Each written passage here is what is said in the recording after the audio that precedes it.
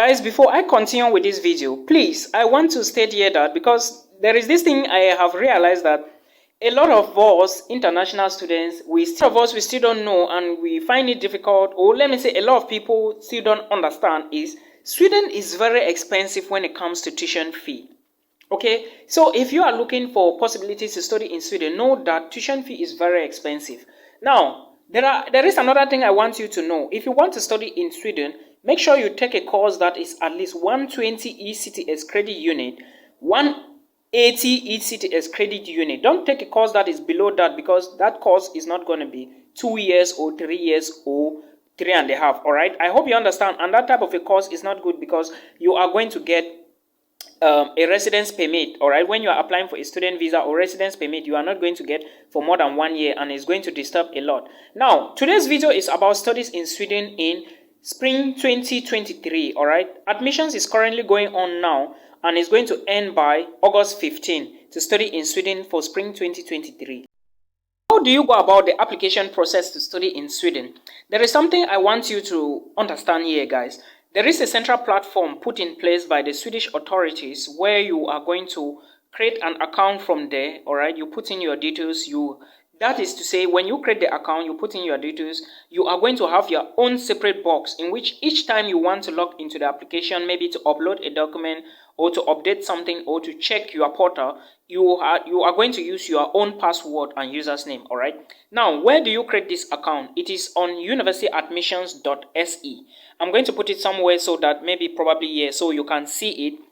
All right, when you go to admissions.se, remember to create the account. You are a first-time user. All right, now after creating the account and of course adding your documents to your portal, the first thing now you need to do is to know which deadlines applies to the programs, or which are the deadlines you need to know, because there is a deadline that the admissions is going to open, which is June 1st. It started already. All right, this is for those who want to start studies by January 2023, because lectures will begin around the 17th of January in Swedish universities. Now, remember the application deadline and last day to run your courses is the 15th of August. Now, last day to run your courses and application deadline.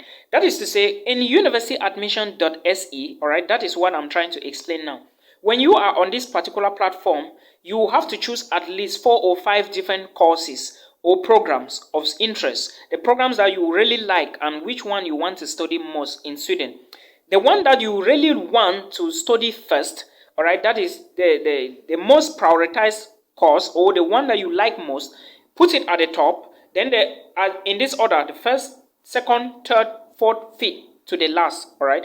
That is why I say you have to run your courses, and on the application portal, or you are going to find last day of application or day to run your courses. That is what I'm talking about. Now, there is also a deadline for application fee payment. All right. Still on universityadmissions.se. Now, remember, most schools, like in Norwegian schools and German schools, you may not be asked to pay an application fee. But in Sweden, free studies was stopped some years back. So you are going to be paying tuition fee, and of course, there is an application fee you have to pay. And there is a deadline. The deadline for this particular semester, the spring semester, which is spring semester dates, all right, which is the semester that begins in 2023, January, lectures will start. You are going to stop, or the deadline is September 1st for application fee payment. So that is what you should understand. Now, how much is the application fee? The application fee is 900 Swedish krona, which is equivalent to around 90 euros or 95 euros, depending on the exchange rate on that particular time or period in which you are applying. All right, but make sure you pay the application fee before the 1st of September. Now, remember, these dates I'm giving, they may vary a little bit from bachelor's and master's students. These dates I'm giving is for bachelor's, master's, and the only difference here, I think, is when the results will be released, which I'm coming to that. Now, when you apply and you pay the application fee, there is also a deadline to submit all documents. All right, you may submit documents and they say that go to your university and tell your university to mail your transcript. It should be sent to this particular email. Like, there is a particular email they always send. All right, that go to your university and tell them to mail us your transcript, and they will give you an email to send to them, or maybe a particular portal Now, the deadline to apply or to send those documents is September 1st as well, after the application fee payment, all right, for both bachelor's and master's degree students. Pay attention to that. Then for supporting documents, I already talked about that, still the same day. Then admission results will be published on October 20th for bachelor's and masters. That is, master's students, their results will be on October 20th, and bachelor students, their results will be on 6th of October. That's bachelor's before masters, all right? Now, then there is also a deadline for those who will be applying for the late admissions, but I will not mention anything about the late admissions here because it is risky. The reason is because if you apply for late admissions, your admissions may come late, and there is no time to waste because your student visa to Sweden or your residence permit to Sweden is going to take at least 2 months to be out, especially for those who are not in Abuja, Nigeria, because you are going to be applying from Nigeria. Now, note that when your admission results are published, there is a date you have to accept, or you have to say, yes, I accept this offer, I will be coming to study. And the deadline for you to accept this depends on when your university will contact you if you must reply. Anyways, they will contact you and tell you when to do that, all right? And I don't think it has to be above December because you are going to start studies by January. Now, like I told you earlier on, spring semester begins January 2023. Now, this is just a rundown of how the application is going to be run, all right? Now, what are some of the key things you need to pay attention to? Like I said, make sure the course you choose is at least 120 to 180 ECTS credit units. The reason is because some of the courses have 7.5, all right, some have 15 ECTS. Those are courses you cannot study as an international student. Those are for Swedish nationals, or maybe people want to study online because some are just 3 months, 6 months, 3 months, 6 months. So you have to pay attention to that. But those that are 120 and 180, they are obviously expensive, maybe like 230,000 plus Swedish krona in tuition fee. All right. There is also a very important thing you need to note when you are running through this portal. Tuition fee, the first deposit. Remember, when you gain admissions to Swedish universities, they will always ask you to pay your first tuition fee, your tuition deposit, your first deposit for the fee. Because if your tuition fee is like maybe 300,000 Swedish krona, all right, which is very expensive, maybe close to like 4 million or 3 million, 4 million, depending on your country currency. Know that the first deposit you have to pay before you apply for the visa. Now, when you are to pay the first deposit, you will always see the first deposit you are going to pay before you even apply for the program. They are always located in this portal, all right? Now, the next thing you need to know is that after the admissions, you are going to pay. But remember to rank your courses and make sure you check your portal often, because after you submit your application, then you pay your application fee, then you submit your application.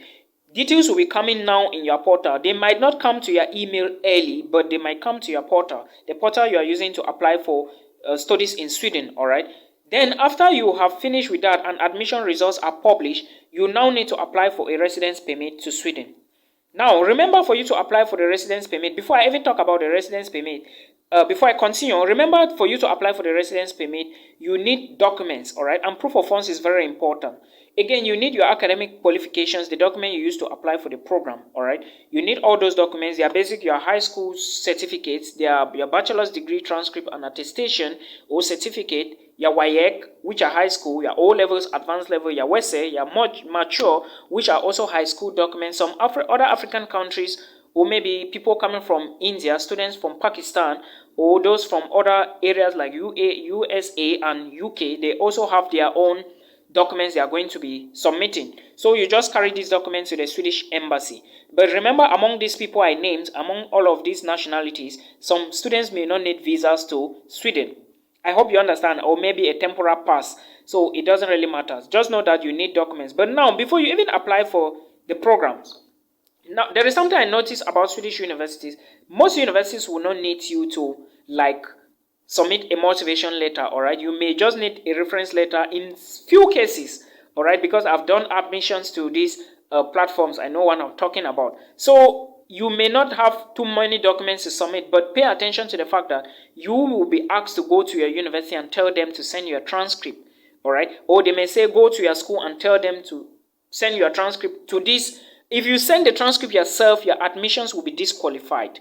All right, and make sure if you are applying for schools in Sweden, you should apply for a program that is related to what you did for your undergraduates or maybe if you're applying for bachelor's, make sure you apply for a course that you were scoring high grades. All right, if you were a good student in biology or chemistry, make sure you apply for things related to biology and chemistry. All right, now when you receive your admissions letter, you accept your offer, you now need to apply for the visa. You now need to take just those documents you applied for the admissions. And of course, English proficiency is very important. Cameroonians, pay attention to this, because Swedish universities are nowadays asking a lot of documents. All right, they may ask you to submit your IELTS certificate. They don't even need to know if you come from a country where English was spoken, or maybe your language of instructions in your past education was in English. They don't need to know. All right, but for Cameroonians, if you actually pass your GCE ordinary levels, you can go to the GCE board and take English proficiency. Let them address it to admissions.se. all right, make sure you follow the instructions given.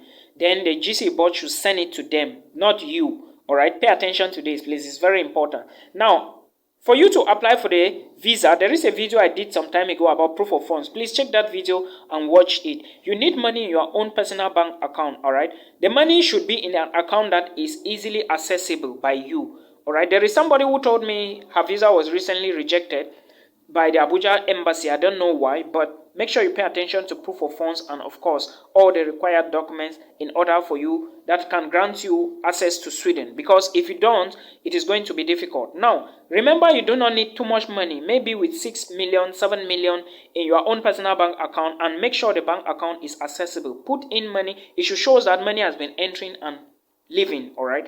If you go and dump some maybe huge amount of money into an account, you may have problems applying for visa. Please pay attention to this. It is very, very important you note all of this. Don't go to the embassy without your admissions letter, because it is very important. Now, you may be asking questions. Can I stay in Sweden?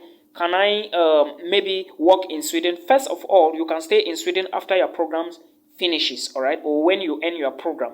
Now, for you to apply for the visa, there is a common phenomenon which I'm not going to mention here, all right, but you can drop a comment on the comment section, then I'll explain to you how some people do it. You go like a spouse in Sweden and you apply, all right. If you applied for an admissions and maybe you are thinking that it is going to be difficult for you and you don't have the money, you may maybe combine with somebody, your wife. You and your wife may join the funds together and you apply for the visa. Sweden accepts couples more than singles, so that is something you should pay attention to. All right, if you are not married, it is still possible and there is still a way you can do it, but make sure everything is legally put into place. All right, don't go and do illegal things, because illegality is going to disqualify you. Remember, tuition fee payment is very important. You must pay the first deposit before you apply to move to Sweden. Now, job opportunities in Sweden. You can work as a student in Sweden and go to school.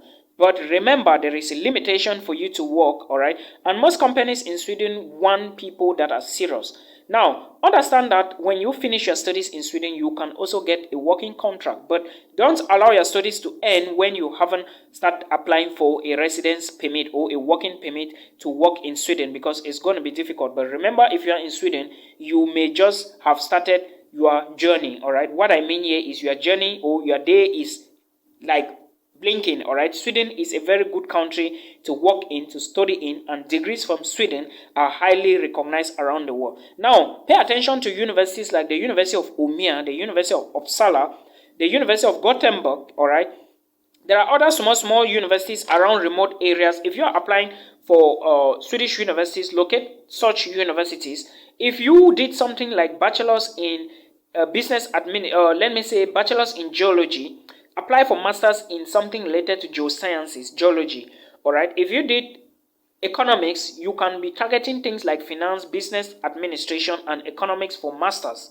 All right. If you are a high school graduate, you were good in physics, chemistry, and biology, you should be looking at some things like mechanical engineering and civil engineering. All right, but remember, as a bachelor's degree student, you need ielts score. Master's students may be exempted or may bring proof of proficiency in English, but bachelor students, if you want to get admissions to Swedish universities, write your IELTS as fast as possible. All right, so I believe with this information, everything is going to be fine. Then with your visa, you move to Sweden, you study, you live your life and everything. Now, for those who are asking if how they can get accommodation. Your university will provide all those details. And when you get admissions, remember your university will not send, they will send you passwords to sign into your account before you create an account to access the payment portal for tuition fee.